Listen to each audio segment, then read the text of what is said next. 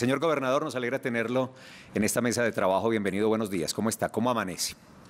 Buenos días, Felipe. Buenos días a todo el equipo de Consejo de Redacción y buenos días a todos los antioqueños y antioqueñas que nos siguen y los siguen a ustedes cotidianamente en este espacio de noticias y también de encuentro con ellos. Entonces, un abrazo y listos aquí a conversar sobre estos temas importantes de Antioquia. En esta jornada que además era histórica para el departamento, porque como les dijimos hace un rato, hoy empieza con una movilización a la 1 de la tarde, distrito de Turbo desde la alcaldía hacia el estadio JJ Treyes para presentar la intención, para lanzar la candidatura de la subregión de Urabá a los Juegos Nacionales y Paranacionales de 2027. Pero gobernador, para que tomemos un hecho puntual de las últimas horas, la situación del norte antioqueño y del municipio de Campamento con un hostigamiento.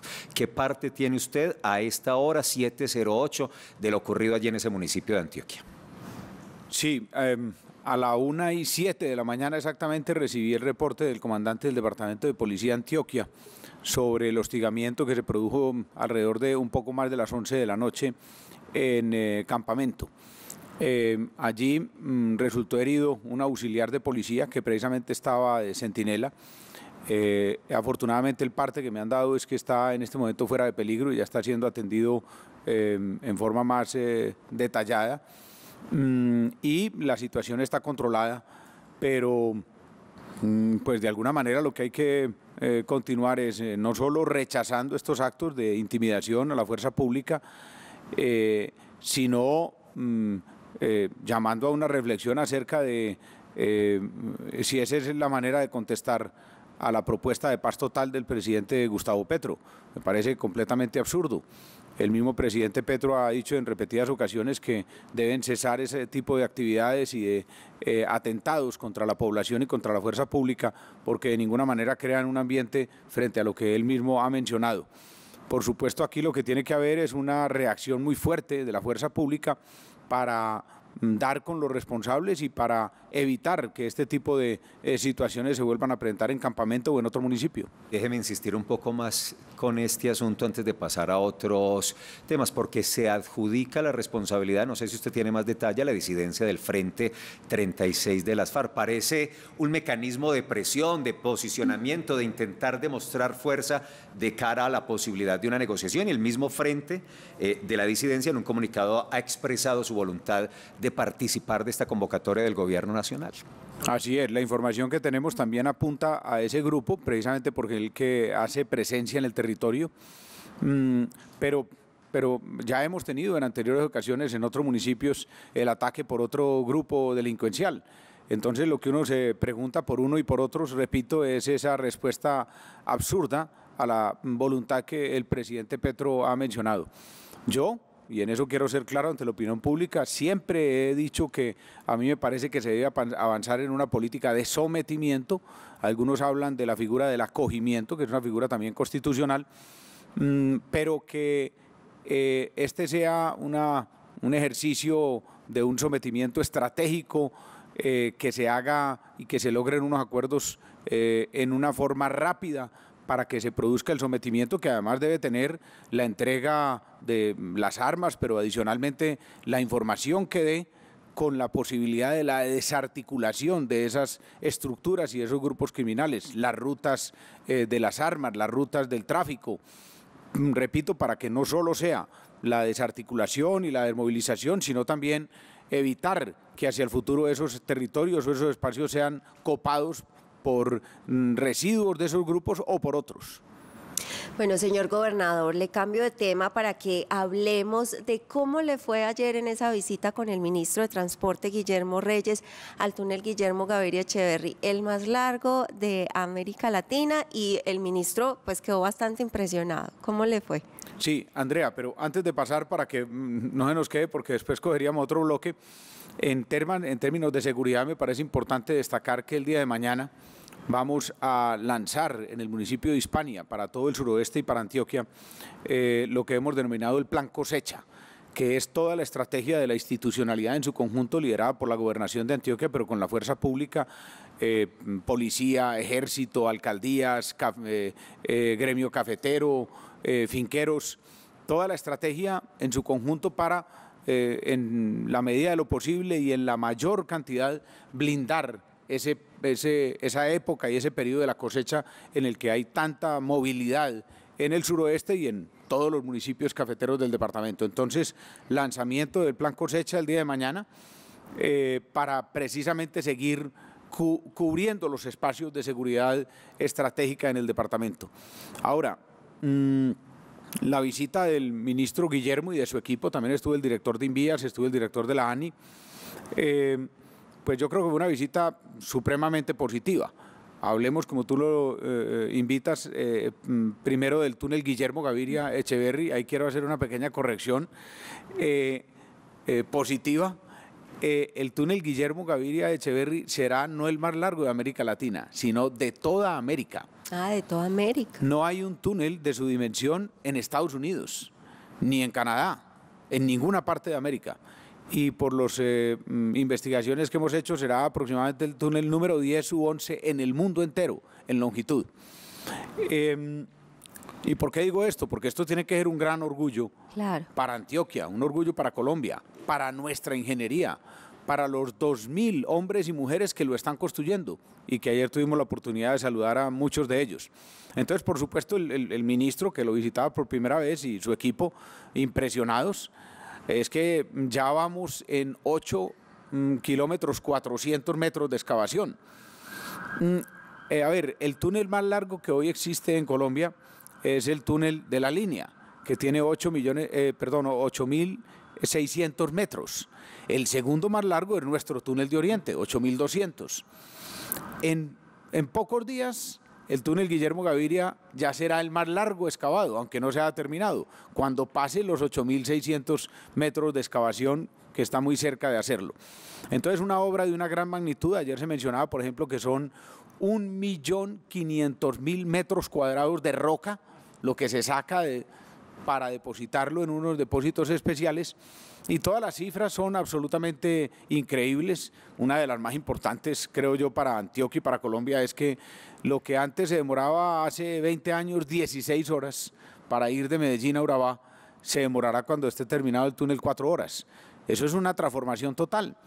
Ya los antioqueños podremos ir a nuestro mar, al mar de Urabá, a Necoclí, a Arboletes y también al de nuestro hermano Chocó, en Acandí, Sapsurro. Y no como lo hemos hecho en muchas ocasiones, claro, seguramente seguiremos haciéndolo, pero como alternativa a Cartagena, Santa Marta, que queda a más del doble o triple de la distancia. Entonces, en todos los aspectos, en el aspecto económico, en el aspecto turístico, en el aspecto de la conexión de todos estos territorios y la integración, será verdaderamente una transformación del territorio. Y el ministro, muy comprometido con la obra, el equipo muy comprometido, y de allí salieron unos acuerdos para seguir trabajando, porque estas obras de esta dimensión siempre requieren ajustes presupuestales, requieren ajustes y detalles técnicos. Ahora se viene, por ejemplo, todo lo que es el proceso de los equipos electromecánicos, que quiere decir fundamentalmente la ventilación del túnel. Este túnel de 10 kilómetros casi requiere una ventilación muy potente, y todo esto hace parte de ese trabajo que tiene que continuarse para que realmente en el futuro pueda disfrutarlo y aprovecharlo la ciudadanía de Antioquia y de Colombia toda. Antes, Paula, de su pregunta, y a propósito de que estamos hablando del túnel Guillermo Gaviria, de esta importantísima y retadora conexión hacia el Urabá antioqueño, pues veamos lo que dijo el ministro Guillermo Reyes, el ministro de Transporte del gobierno del presidente Petro, de esta realidad, de esta construcción y de la explicación que el gobernador de Antioquia le hizo de este gran proyecto. Un túnel de la más grande dimensión en tamaño, 9.6 kilómetros. Un túnel soñado que ya muy pronto va a llegar a encontrarse con la otra parte del túnel y podrá hacerse realidad este proyecto de gran infraestructura. Ahí están entonces las declaraciones del ministro de Transporte, Guillermo Reyes, en la visita que se realizó al túnel Guillermo Gaviria Echeverri. Gobernador, ese tramo 2 sabemos que depende de los recursos del gobierno nacional. Hubo algunos inconvenientes con la asignación del más de $1 billón que le correspondía al gobierno. Ya eso está subsanado, y además esos recursos para los equipos electromecánicos, tengo entendido, también dependen del gobierno nacional. Así es. a ver, volvamos a hacer pedagogía. Este sector de la vía al mar está entre lo que denominamos Mar 1, que es la carretera que va desde Medellín hasta Santa Fe de Antioquia, y Mar 2, que es la concesión que va desde Cañas Gordas hasta Urabá. En ese tramo entre Santa Fe de Antioquia y Cañas Gordas es donde están las obras que estamos realizando, que se dividen en tramo 2, que es el que estamos haciendo liderado y gerenciado por la Gobernación de Antioquia, y que incluye, además de otros túneles, el túnel Guillermo Gaviria Echeverri. Y el tramo 1 es el que va desde Santa Fe de Antioquia hasta Giraldo y conecta con el tramo 2 y con el túnel. Como tú lo dices, Paula, el tramo 2 el tramo 1, que es el del Invías, incluye, además de la construcción de la carretera entre Santa Fe de Antioquia y Giraldo, incluye todos los equipos electromecánicos de todo el recorrido, incluidos los más importantes, que son los equipos electromecánicos y ventilación del túnel. Ya ese tramo 2, la obra de la carretera y los equipos están contratados y están avanzando. Pero lo que ayer estábamos afinando es todos los acuerdos entre Gobierno Nacional y Gobierno Departamental para lograr que esos procesos vayan lo más acompasados posibles y logremos que mientras nosotros vamos haciendo el túnel y avanzando en su recubrimiento y en su terminación, también se vaya colocando los equipos electromecánicos para lograr que no haya pérdida de tiempo y ojalá, como lo estamos buscando, al final del año 2023 podamos estar terminando el túnel y al mismo tiempo estar terminando el túnel, estar colocando los equipos electromecánicos y de ventilación para poder ponerlo en funcionamiento. Si no tuviéramos ese acompasamiento, esa coordinación, podría suceder que terminemos el túnel y que los equipos electromecánicos y ventilación se demoren un año o 12 o 14 meses y eso sería una pérdida de utilización de esa infraestructura para todos los antioqueños y colombianos. Entonces, va avanzando positivamente. Perfecto. Hicimos un repaso de todas las obras, de los contratos, pero se crearon 2 mesas de trabajo para continuar haciéndole seguimiento quincenalmente y que eso nos permita estar evitando que se produzca cualquier descoordinación. El gobernador, si cuando usted viene uno dice, bueno, ¿por dónde le camino? ¿Qué le pregunto? Que hay tantas cosas, están los juegos departamentales, está el tema del suroeste, está el tema del tren. ¿Qué le parece si arrancamos con lo último? Porque finalmente va de la mano de la visita del ministro. El tren. Eso es su sueño, lo que usted ha impulsado, ese tren que lo llaman tren de cercanías, tren del río, que es una necesidad que todos los días vemos que se necesita. ¿Qué le dijo el ministro? No, muy positivo también el pronunciamiento del ministro, las palabras que nos dijo. Y ese, a ver, hagamos pedagogía nuevamente para conectar a todos los antioqueños. El tren del río, ese tren de cercanías, pero además ese tren en llave con el metro y con la estructura del sistema de transporte masivo del Valle de Aburrá, que irá desde Caldas hasta Barbosa. Sí, señor. Es trascendental para Medellín y para todo el Valle de Aburrá y para todo el centro de Antioquia. Y eso producirá no solo unos efectos muy positivos en la capacidad del metro. Reconocemos todos los ciudadanos que hoy hay partes del metro de Medellín que están prácticamente copadas.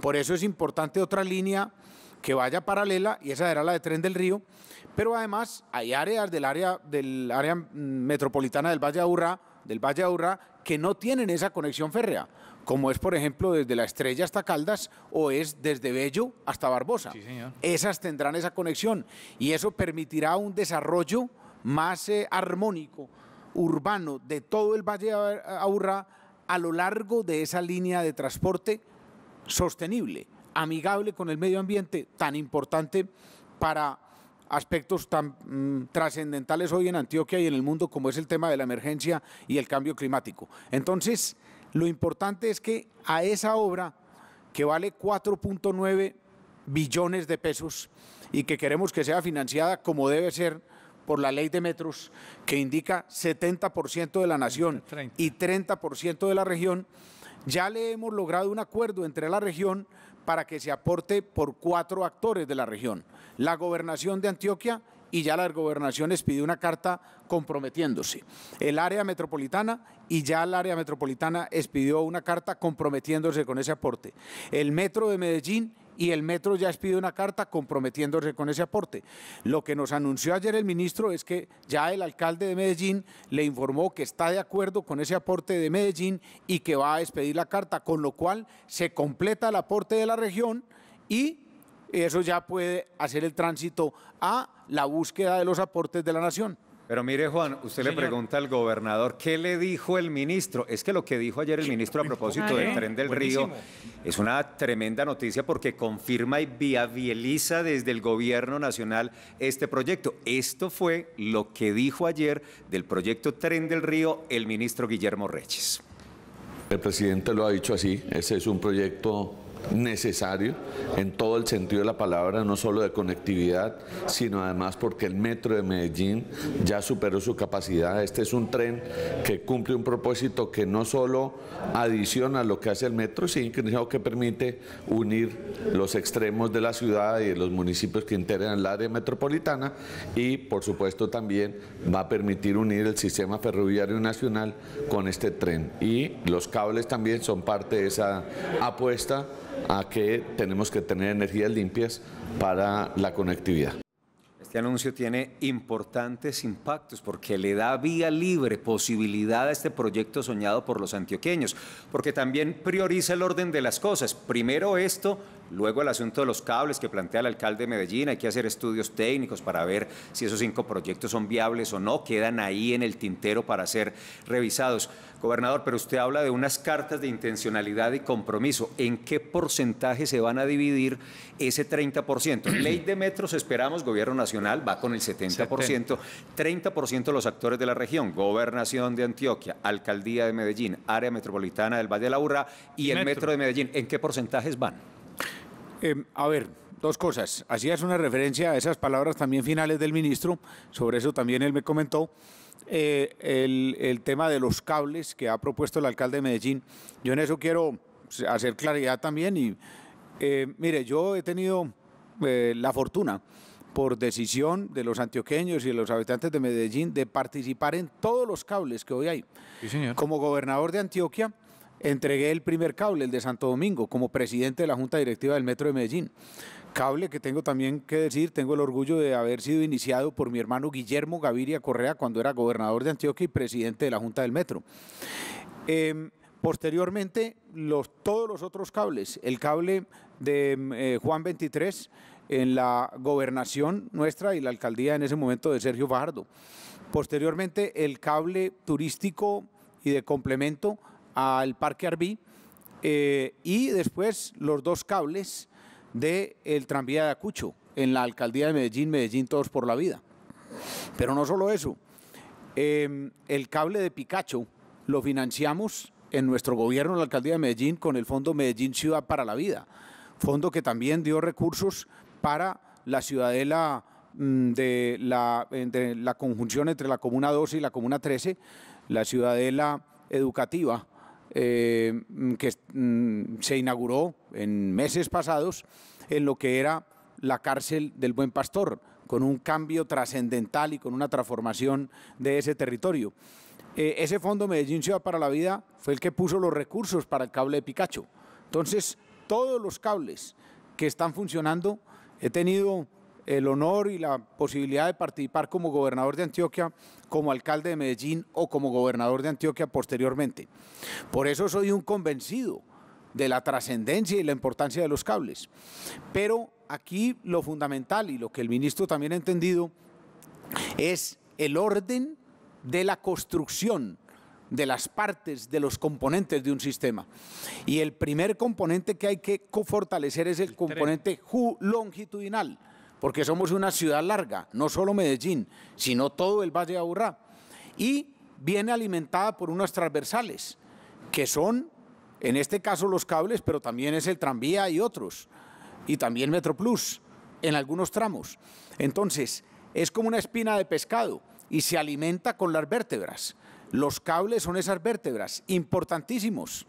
Yo estoy de acuerdo que deben avanzarse los estudios, acabamos de aprobarlos en la Junta del Metro, y que esos estudios se vaya definiendo el orden de construcción y prioridad de los mismos.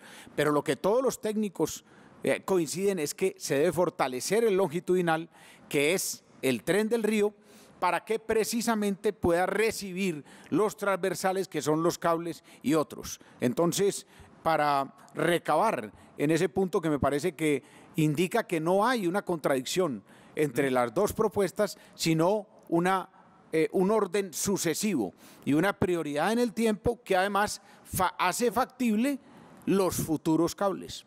Y le preguntaba, gobernador, por el 30%, ¿cómo se lo van a dividir? ¿Cómo van a ser los aportes?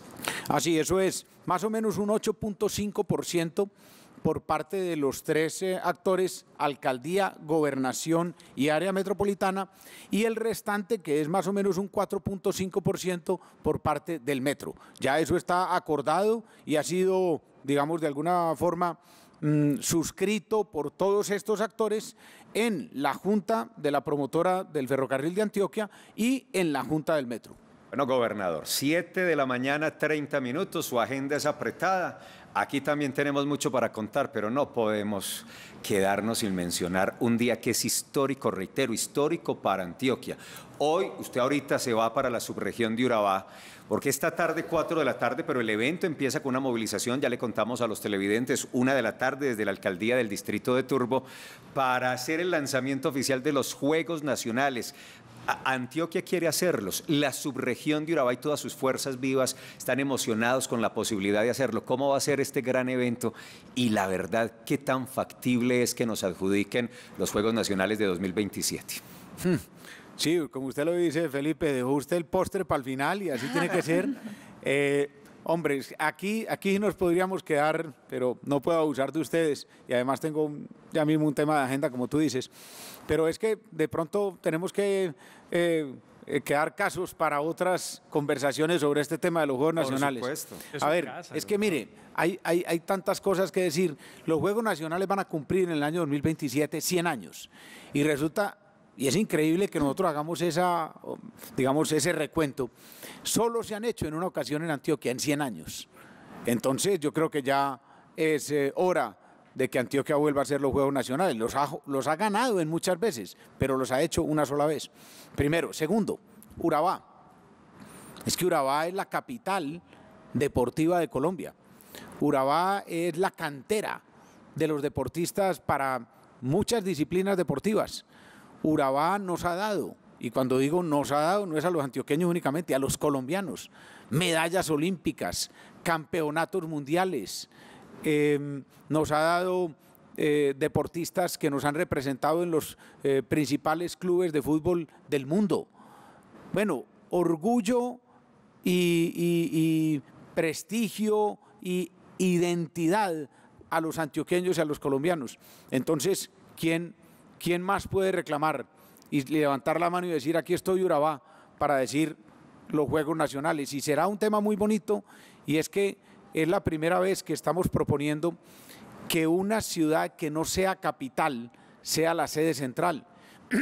Y eso también tiene un enorme significado, porque es también el reconocimiento de las regiones, el reconocimiento de otros territorios.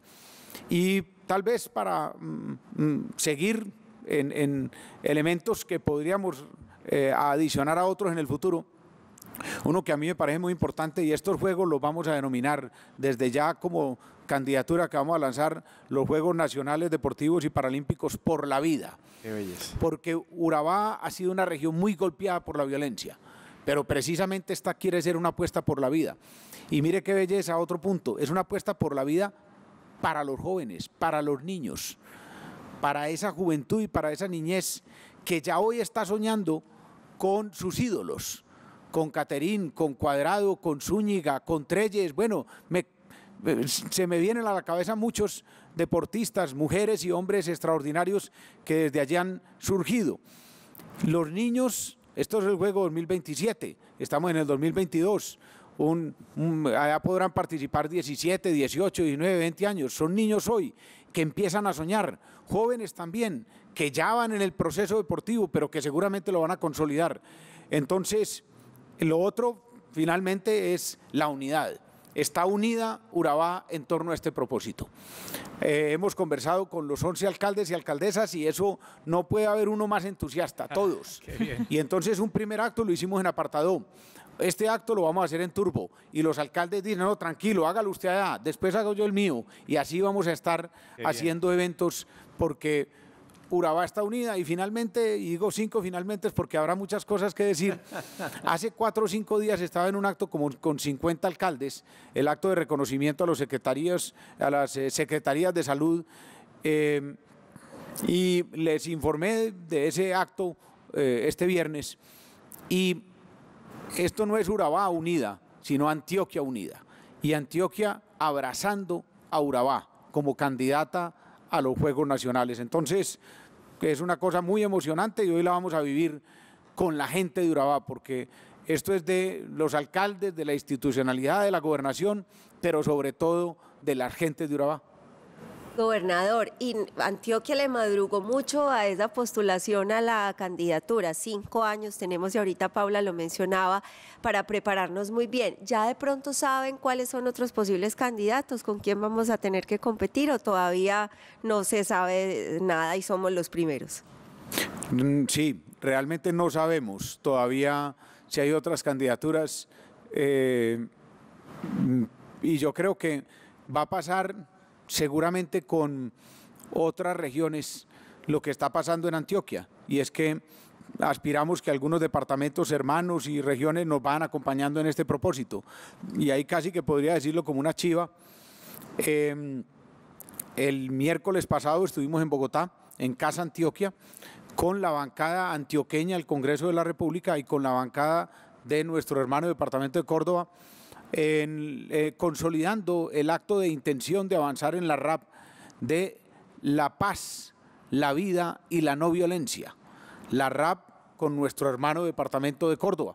Vecino. Y allí, y vecino, y muy vecino precisamente de Urabá. Claro, perfecto. Y allí ya se hizo prácticamente un primer pronunciamiento de una voluntad de avanzar en una llave en la que también Córdoba estaría apoyando los Juegos Nacionales en Urabá. Es un tema que estamos tratando en ese marco con el gobernador Orlando, pero hay una muy buena disposición en ese sentido. Él me hablaba de que Montería está buscando ser sede de los Juegos Suramericanos para el año, si mal no estoy, 2026. Y nosotros también le ofreceremos nuestro apoyo. ¿Por qué? Porque ya hicimos los suramericanos en el año 2010. Y entonces es obvio que no podríamos estar compitiendo por ellos apenas 12 años después. Entonces apoyaríamos esa posibilidad de nuestros hermanos de Montería para los Juegos Suramericanos. Entonces ahí se va formando una llave y estoy seguro de que Urabá tiene una sensibilidad no solo departamental, sino nacional. Estos deportistas han hecho vibrar a las gentes de Colombia en todos los rincones, no únicamente en Antioquia, y eso yo seguramente creo que va a generar que muchas otras regiones se unan a este propósito de Urabá, que es de Antioquia y que es de Colombia. Gobernador, con la movilización se da un sentido de apropiación para que todos los habitantes ya sientan esa euforia de los Juegos Nacionales por la Vida de 2027, pero quienes no conocemos mucho de este proceso, ¿cuál es el paso a paso, las fases que se deben de completar después de esto? ¿En qué vamos y qué sigue? Sí, lo normal es que se van presentando, primero que todo, como generando las candidaturas, los lanzamientos, como lo estamos haciendo nosotros con Urabá, y después eso tendrá que formalizarse ante el Gobierno Nacional y ante Coldeportes, y la definición, según tengo entendido, se hace precisamente en los anteriores Juegos Nacionales. Ajá. Entonces, en los que se producirán en el final del año 2023. Los Juegos Nacionales son cada 4 años, entonces estas candidaturas estarán tramitándose por un año, desde finales de este año 2022 hasta el año 2023. En el marco de la celebración de los Juegos Nacionales del 23 se define la sede del 27, y ahí es donde al término de cada juego nacional, como sucede mucho con los olímpicos también, se entrega, digamos así, la posta a el territorio Al que lo siguiente. realizará posteriormente. Entonces, todo un año. Y allí ya viene formalmente, digamos, la inscripción de la candidatura, que tiene que ir obviamente con toda una documentación acerca de los compromisos que adquiere la región, pero también las necesidades que tiene Claro. para lograr las infraestructuras y los demás aspectos necesarios para realizarlos. Allí hay una cosa bien importante que también queremos buscar y que ha sido parte de algo que el mundo conoce con estos juegos tanto nacionales, suramericanos, panamericanos, olímpicos, y es que eso también produce un fortalecimiento de infraestructuras de diferente tipo en esos territorios. Por ejemplo, recuerdo porque estuve en los Juegos Olímpicos del año 2012 en Londres, donde Mariana Pajón ganó la primera medalla, su primera de 3 medallas olímpicas, eso produjo un tremendo avance para solo mencionar un punto, en el sistema de transporte masivo de Londres, porque con estos juegos y estos eventos se impulsan infraestructuras. Entonces, allí también le estamos apostando a que eso produzca un avance en infraestructuras de transporte Horizonte 2027 en Urabá. En términos de vivienda también, recordemos las villas olímpicas, Claro. que son, Las que quedan. digamos, de alguna manera, herencias virtuosas Ajá. de este tipo de eventos en los territorios, pero también los escenarios deportivos. Y ahí, a riesgo de alargarme un poco, ha venido sucediendo algo en el mundo, y es que una cosa buena que pasaba, pero que pasó a ser un poco nociva, es que en algunos sitios se construían escenarios deportivos demasiado grandes, que después de los eventos quedaban, llamémoslo como se dice, elefantes blancos. Nosotros, en el caso de Urabá, tenemos mucha tranquilidad sobre eso. ¿Por qué? Porque Urabá es una cantera de deportistas. Todas las infraestructuras que se hacen se utilizan y van a quedar necesitándose. Entonces, van a caer en terreno abonado. Oiga, gobernador, pero es que es una maravilla lo que está pasando en Urabá. La vía, hablamos precisamente del túnel, es para llegar allá. Los puertos, para afianzar el tema de inversión, el tema de mostrar nuestra economía hacia afuera, y este tema del deporte, porque lo que usted dice es que de ahorita los alcaldes están muy contentos porque le están diciendo, bueno, gobernador, pero entonces no esperemos que llegue el año entrante, empecemos a invertir ya, porque yo creo que por ese lado va también la cosa. Gobernador, mire, arranquemos con esto, y eso es precisamente lo que necesita la región, gobernador, inversión desde ya, 2022 y 2023. Aquí me están escribiendo los alcaldes, entonces sí, claro, tenemos ahí una listica que los acuerdos que los tienen desde los acuerdos, materializándolo ya para el año entrante. Claro, todo esto genera desarrollo, genera identidad, genera temas muy positivos. Y Juan Carlos, lo decías muy bien, ese es otro aspecto, es que el túnel Guillermo Gaviria, Mar 1, Mar 2, Claro. todo este proceso, Todo apunta a esto Urabá. apunta en la misma Perfecto, dirección, claro, en un desarrollo integral de Urabá. Exacto. Y en un desarrollo integral de la relación de Urabá con Occidente y con el Valle de Aburrá y aún con el Oriente. Ahí los dejo para que en una próxima venida hablemos precisamente de Médula, Sí, la señor. ciudad de los 4 Le corazones. hemos visto esa exposición Sí, señor. tremenda. Y ahí está ese corazón de Urabá cada vez palpitando con más fuerza. Gobernador, antes de despedirlo, esto que va a escuchar no tiene video, es audio, pero esto usted no lo conoce y lo vamos a estrenar aquí en el Consejo de Redacción. Mientras lo terminamos de preparar un asunto, no olviden que el gobernador Aníbal Gaviria ha sido un tremendo líder del deporte antioqueño y colombiano. En la alcaldía de Medellín postuló a la capital de Antioquia nada más y nada menos que a los Juegos Olímpicos Juveniles. Sí, Finalmente, Buenos Aires se quedó con la designación, pero esa fue una carrera que dimos con una altura, usted lo debe recordar perfectamente, gobernador, en su época de alcalde de Medellín. Esa fue una carrera que dimos mirando de frente al mundo, compitiendo lealmente, mostrando todas estas potencialidades. Ganó Buenos Aires, nos ganó Buenos Aires, Felipe, pero nos dejó una tremenda experiencia. Pero le digo, y sí, como dicen, no me toquen ese vals. Pero Ahí sería no me toquen ese tango, porque qué dolor nos porque dio. le digo, ese es un tema Sí. que Medellín y Antioquia y Colombia sobre el que tienen que volver. Y qué bueno que usted lo menciona. Yo tenía el tema, digamos, en el tintero, pero usted que es muy activo intelectual y periodísticamente, Medellín, Antioquia y Colombia tienen que volverle a apostar a los Juegos Olímpicos de la Juventud. Y la ciudad es Medellín, la ciudad que quedó madura, que quedó en la mente del mundo entero, porque le ganamos a 5 o 10 ciudades en esa eliminatoria final hasta Glasgow, allá en Suiza. Y en últimas, la competencia con Buenos Aires era por muchos motivos muy desigual. Dura. Buenos Aires había tenido 4 candidaturas a los Juegos Olímpicos, no a los Juegos Olímpicos de la Juventud, sino a los Juegos Olímpicos. Llevaba 100 años siendo candidata a los Juegos Olímpicos y dijo, nos pasamos a los Juegos Olímpicos de la Juventud, y ya era en una ciudad de 14, 15 millones de habitantes, la capital, el centro de Buenos Aires, de Argentina. Pero Medellín, en mi concepto, tiene que volverle a apostar a eso. Luchar por eso, claro. Quedó lista, quedó ahí, y uno no puede perder todo ese espacio que se ganó. Entonces, ya que usted lo menciona, vamos en el tema de los nacionales, pero ese tiene que ser una tarea futura de Antioquia. Un alcalde que le apunte a eso otra vez, gobernador. Bueno, para que pueda retirarse y seguir con su agenda. No tiene video, advierte, pero escuchemos esto que es de estreno a propósito de los... bueno, dice la producción que le montaron un video que tiene que ver con los juegos. No es el video oficial del jingle que vamos a escuchar, pero sirve para que sea un poco más televisivo. Escuches esto, gobernador, y todos, por supuesto. Déjame contarte de una tierra grande, fronteras ni barreras, que tiene una idea,